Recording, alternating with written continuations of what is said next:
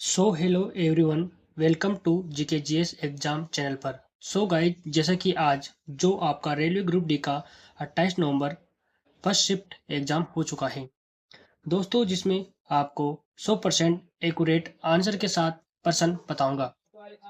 आज का जो सेशन हुआ था उसको देख लेते हैं, किस प्रकार के 28 नवंबर फर्स्ट शिफ्ट में प्रश्न पूछे गए हैं।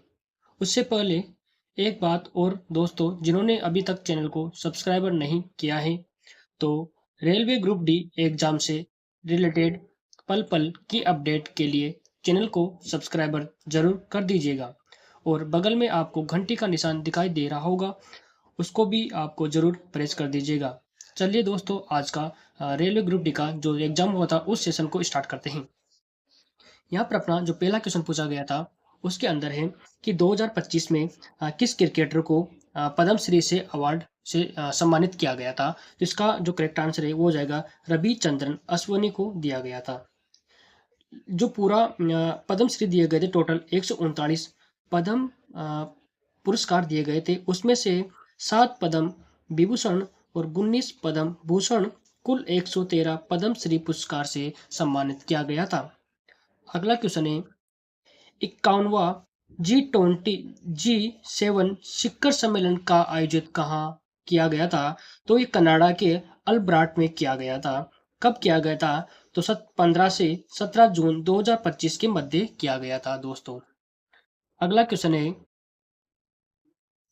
2025 में किस पैरा शूटिंग कोच को द्रोणाचार्य पुरस्कार से नवाजा गया है। तो इसका जो करेक्ट आंसर है सुभाष राणा को पैरा निशानेबाजी में इनको द्रोणाचार्य पुरस्कार दिया गया है।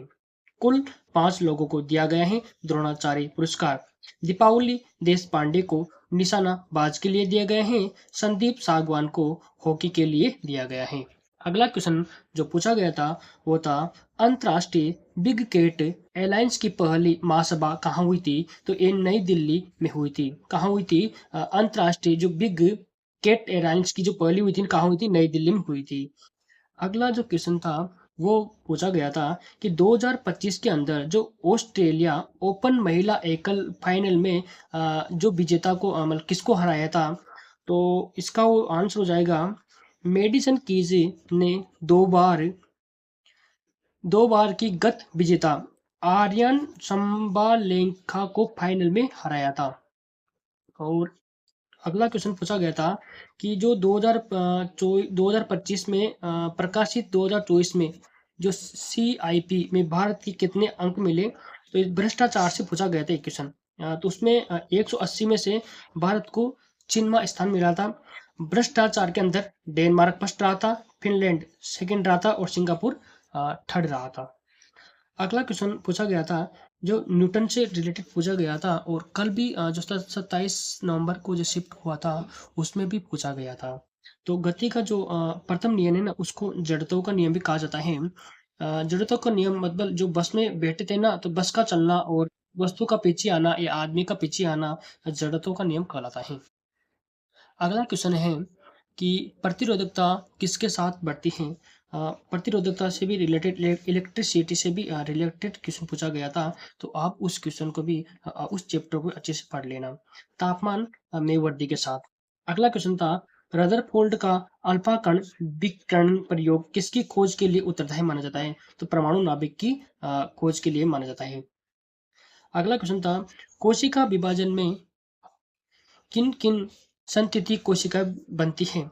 कोशिका विभाजन में कितनी संतति कोशिकाएं बनती है। तो ध्यान रखना, मिटोसिस में 2 बनती है और अर्धसूत्री विभाजन में 4 बनती है। अगला क्वेश्चन पूछा गया था फुटबॉल से रिलेटेड, मतलब जड़त्व से घनत्व से रिलेटेड पूछा गया था। जब आप फुटबॉल को लात मारते हैं तो वह हवा में उड़ जाती है, लेकिन जब पत्थर नहीं उड़ता, ऐसा क्यों होता है। तो ध्यान रखना, पत्थर का जड़त्व और द्रव्यमान ज्यादा होता है जबकि फुटबॉल का जड़त्व और द्रव्यमान कम होता है। अगला क्वेश्चन पूछा गया था बेरियम क्लोराइड और सोडियम के बीच कौन सी अभिक्रिया होती है। तो ध्यान रखना, द्विविस्थापन अभिक्रिया या अवक्षेपण अभिक्रिया देखने को मिलती है किसके अंदर? बेरियम और क्लोराइड सोडियम के अंदर। अगला क्वेश्चन था द्विविखंडन के एक चक्कर के बाद कितनी संततिक कोशिकाएं बनती हैं? तो जब दो विखंडन मिलकर एक चक्कर बनाते हैं तो उसके अंदर दो संततिक कोशिकाएं बनती हैं। अगला क्वेश्चन है, क्वेश्चन पूछा गया था, सोना, चांदी और प्लेटिनियम प्रकृति में किस अवस्था में पाए जाते हैं? तो ये खुली अवस्था एंड मुक्त अवस्था में पाई जाती हैं, क्योंकि इनका हवा या किसी भी चीज का तुरंत यह संरक्षण नहीं करती या किसी से यह अभिक्रिया नहीं करती, इसलिए सोना, चांदी, प्लेटिनम जैसी धातु खुली अवस्था में पाई जाती है। अगला प्रश्न था, पौधों में सूजन आती है जिससे आकार में बदलाव या परिवर्तन हो जाता है, इसका क्या कारण है? परासरण के कारण। जब कोशिकाएं की जड़ कोशिकाएं पानी या खनिज का अवशोषण करती हैं।